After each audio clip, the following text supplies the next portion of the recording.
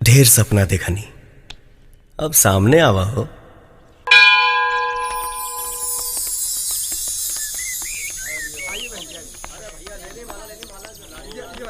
ए राजा भैया, जो किस्मत में नहीं वो आकर चला जाएगा, जो किस्मत में है वो दौड़ कर आएगा। इसी चुप सर। काहे भैया, वो देखा तुम्हार किस्मत सामने से चल के आवतिया। चलो, भोलेनाथ के दर्शन बढ़िया से हो गए।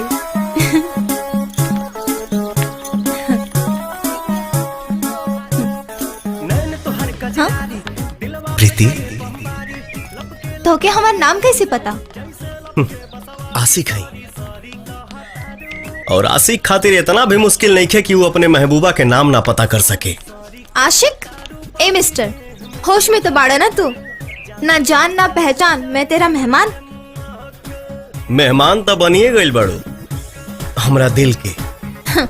बाकी तू हमारे दिल के मेहमान दका, हमारे दिल के बाहर पहरेदारी करे के भी लायक नहीं है। छोड़ा हमार हाथ। बहुत प्यार करी ले, हद से ज्यादा, खुद से ज्यादा, और रब से भी ज्यादा। सुना, हमार माई बहुत खुश हुई तोहके पतोह के रूप में पाके। प्यार तोहरा बाप के जागीर ना हो, तोहरा माई के पतो बनावे के इतना शौक बा तो जाके अपना जैसे अनपढ़ गवार लेके के मेहरारू बना लो। तू भी खुश रहो और तोहर माई भी। एकरा आगे एक शब्द भी बोल ले तय अपन चेहरा ना पहचान पाइबे।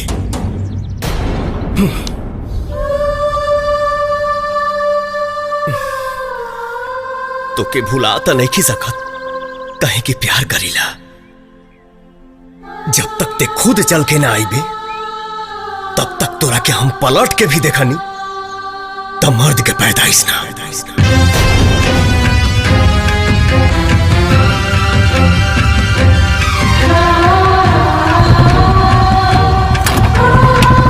राजा भैया,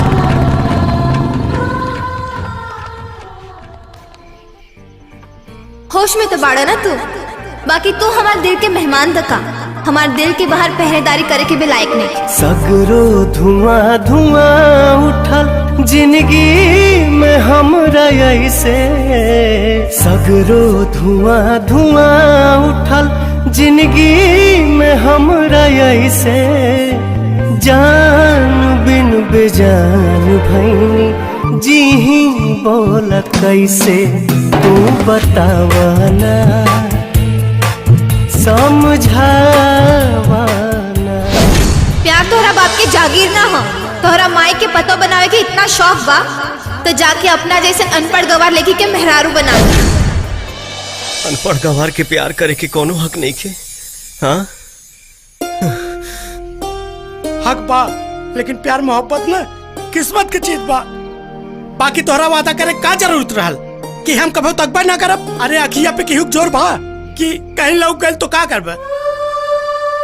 ना ताकब तो ना ताकब। दे ना। बोतल दे।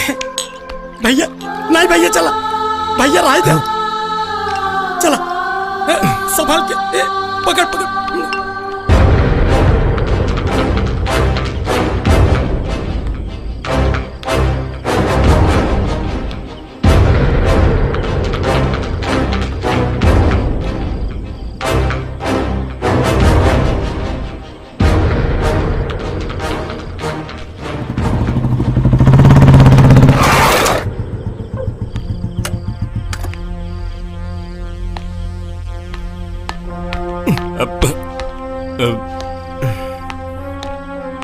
यार अनपढ़ गंवार खातिर ना, पढ़ल लिखल खातिर बा, समझ ल?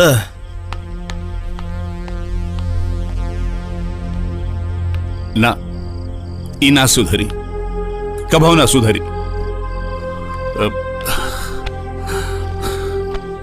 हे भगवान।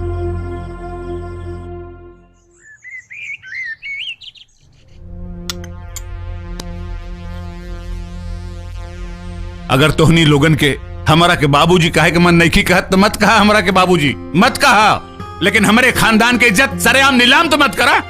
हमारी इज्जत करा या न करा चली, बाकी ये हमारी वर्दी की इज्जत तो करा लोग। चुप करी जी, जब देखी तब सुबेरे सुबेरे लइकन पर चिल्लाए लगी नी। चल बाबू चला उठा लो खाना खा लो। हाँ खिया हुआ खूब खिया हुआ, हमारा तो खाइल पियल हराम हो गई बा। हमारे घर में दूधू को सपूत बाड़न, एगो एक नंबर के दारूबाज और दूसर का एक नंबर के लड़की बाज। ससुरा दुनिया के सारा टैलेंट हमारे घर में पैदा हो गए बाड़न।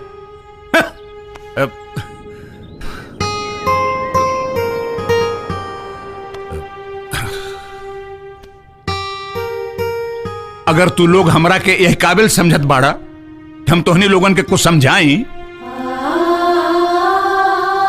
तो हमार बात कान खोल के सुन ला। अरे समाज में ऐसा कुछ करा जौना से लोग तोहनी लोगन के इज्जत करें, सम्मान करें, जौना के देख के हमार सीना भी चौड़ा हो जाए। बाकी जब देखा तू दोनों आपस में लड़त रहेला, अरे कोनो अच्छी बात भइल? बहुत दिन से हमरे मन में वो बात रहल जवन हम कहल चाहतानी। हमार अंतिम इच्छा बाकी जब भी हमार मौत होगी हमरा अर्थी के कंधा तू दोनों जन दी है। सुप बोली जी। अब का सुप बोली, हमरा के जवन काहे कराल हम कह देली, बाकी तू लोग समझदार बाड़ा। अच्छा हम चलतानी।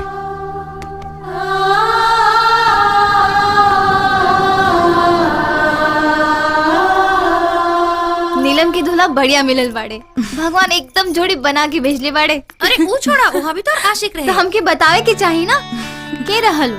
फिर नजर पड़ी तो तोहरा के बता दे। बेचारा। चलो सुबह कॉलेज में मुलाकात हुई। Bye bye bye bye. चलो बाय। हाँ बाय।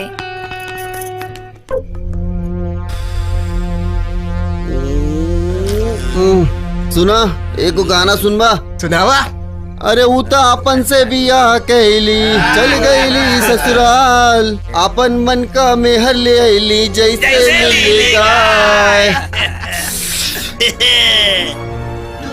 वाह भैया वाह, चपले रहा। अगल बगल में कोनो माल बिया का रे महकतिया।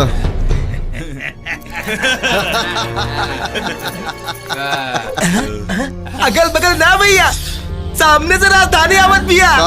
चला चला हो ये रानी,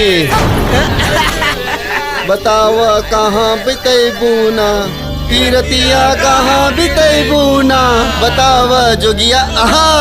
बताव उगाड़ू रहिए जुगाड़ू रतिया, कहाँ बितैबूना। का हो रानी, हमारा रास्ता छोड़ो। काहे ये रानी इधर आओ।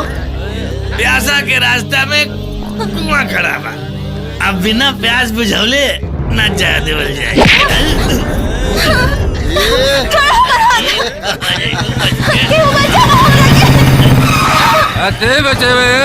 अपने इलाका में गली के कुत्ता भी अपना के शेर समझेला, चिल्ला के औकात बतावेला तोरा जैसन भड़ुआ मरद नारे। अगर तोहनी के पैदाइश में फर्क नहीं थे ना, जब तक बजाई बाज के जइहा संगे तोरी बहन का।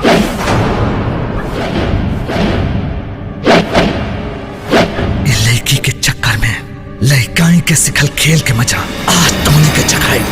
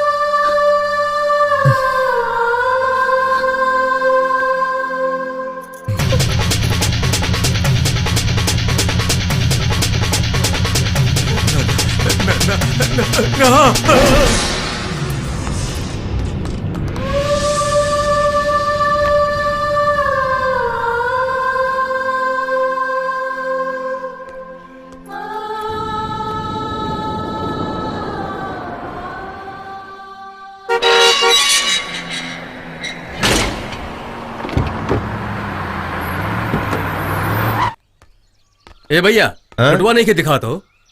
अच्छा अरे घुर फेंकना। हाँ भैया। लुटवा कहाँ बरे? अरे भैया वो पार्टी में कल बड़ा खा ले बड़ा होगा था।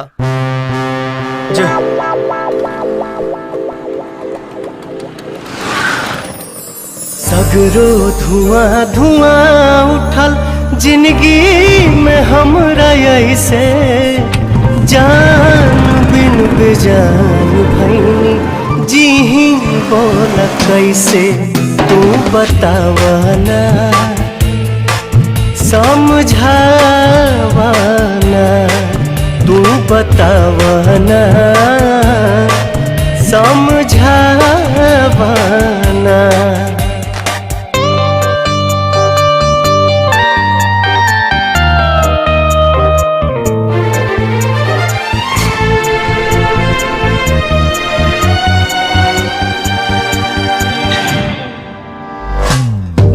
के बाग में पतझड़ आई खो गइल बा प्यार हो प्रीत के पीर न जाला दिल से भैनी हम लाचार हो।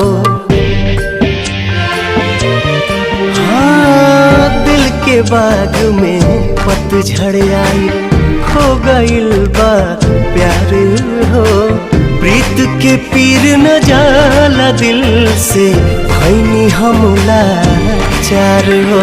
मेहिया के घर उजड़ गइल चिड़ई के खोता जैसे जान बिन बेजान भैनी जी ही बोल कैसे तू बतावना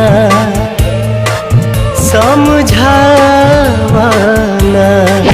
तू बतावना समझावना। बहुत प्यार करी ले हद से ज्यादा खुद से ज्यादा और रब से भी ज्यादा।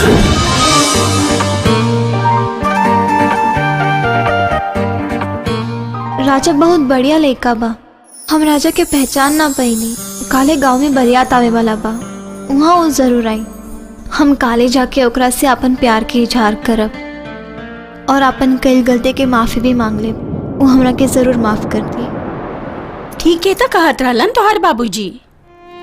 बेटा भाई भाई में बात बात पर ऐसा अलगाव ठीक बात नहीं खे। अलगाव के बात नहीं खे माई हमके झूठ आ झूठा आदमी बर्दाश्त नहीं खे। हाँ हम तो खाली झूठ बोले नहीं तोरा जैसे ना कि दारू पी के रोड पे सुत जानी। खानदान के नाम तो यह ऊंचा करा ताड़े। चुपे ना तका काहे आपस में लड़त आ रहे? सुन मत कहिए हमके भैया बुझले। तो हमरो भी कोनो शौक नहीं के तोरा के भैया कहे के। दिल के बाग में पतझड़ आई रुको राजा हो गइल बा हमरा एक गलती के हमके इतना बड़ा सजा मत दो। दिल से हमके एक बार पलट के तो देखो। चार हो पहिल की प्रीति ना एगो नया प्रीति के पाइब। दिल के बाग तोड़ दो किरिया के भूल जाओ सब पुरान बात के। राजा आई लव यू राजा। तोहर परछाई बन के चले के चाहता तोहर सांस बन के रह के चाहता। इजाजत दे दो। तोहर वादा टूटल नहीं के तू कहले रहला ना। देखो हम खुद चल के आइल बानी। हम कैसे ठुकरा के मत जा राजा। राजा आई लव यू राजा आई लव यू। प्यार दिल के एहसास के नाम है एहसान के नाम। हमरा एहसान के प्यार के नाम मत दा। ना देव तोरा एहसान के प्यार के नाम। लेकिन जौन एहसास तू हमरा दिल में जगह देले बाड़ा ओकर का ना जी पाए हम तोरा बगैर राजा।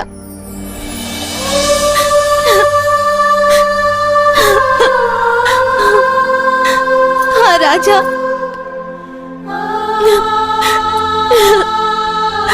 राजा आई लव यू राजा।